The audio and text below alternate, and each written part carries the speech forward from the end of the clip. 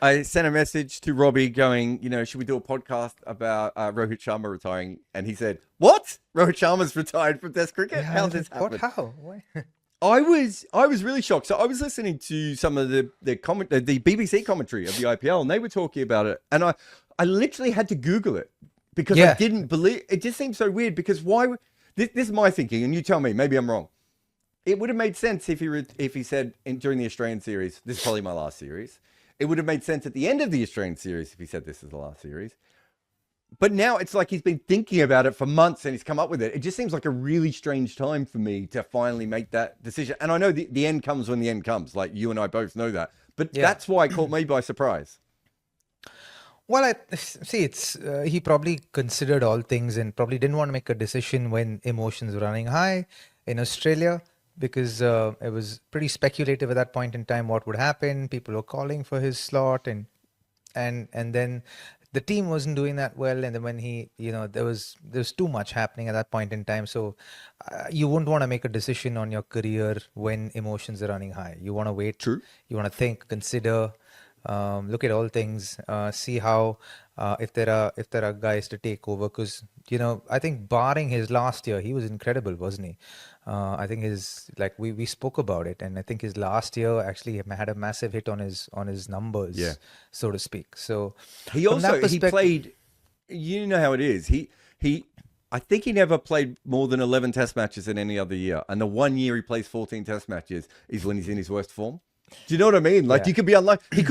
They could have played 4 Test matches in 2024, and his average would have yeah, barely moved, right? But yeah, so I think he was probably a little bit unlucky, and maybe the amount of Test matches also made him think to himself, "This isn't coming back." Like I would have to work very hard, and I think you and I had talked about this about him having to work on his game, and maybe he just thought to himself, "At this age, do I really want to do that again?"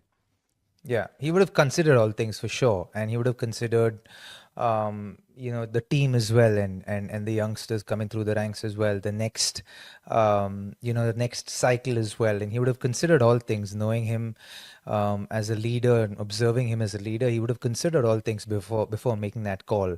But congratulations to him. I think T20Is in Test cricket. What an incredible career. And I think the best part is that still got one day cricket left, so we can expect Which some longevity, I think.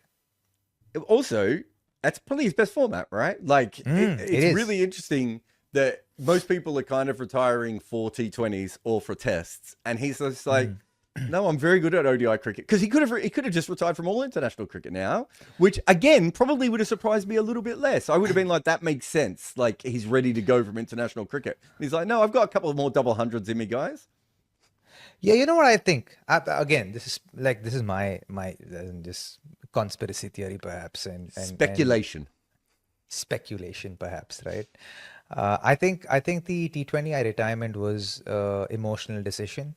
That was driven by a lot of emotion, a lot of release of a lot of emotion after winning that T20 World Cup. Because it must have been a huge burden on him, and he would have felt like, I just want to win this and just be done with it.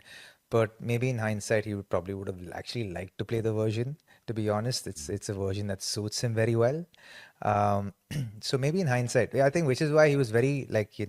conscientious about not calling time on his career in Australia. I remember there was an interview he did with Irfan Pathan. I think Sunil Gavaskar, or I can't remember. Sunny sir was there, but with Irfan, he was doing an interview and he said, retirement not happening now.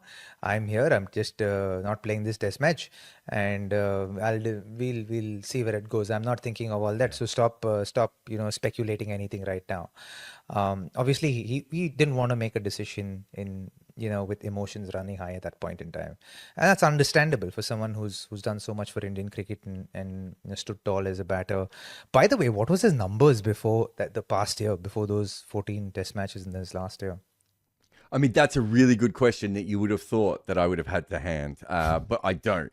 I mean, if you go through his entire record, it's quite fascinating. He ends up averaging about 37, 38, I think, when not opening the batting, right? Mm, But when he mm. was not opening the batting, it was also the greatest batting era in probably Test cricket history. Like everyone Yeah, was making runs. was there. He Yeah. then starts to open when no one is making runs, and not only does he do that, most Asian openers get a boost from opening at home, right? Because it is a lot easier than it is in some of the other countries.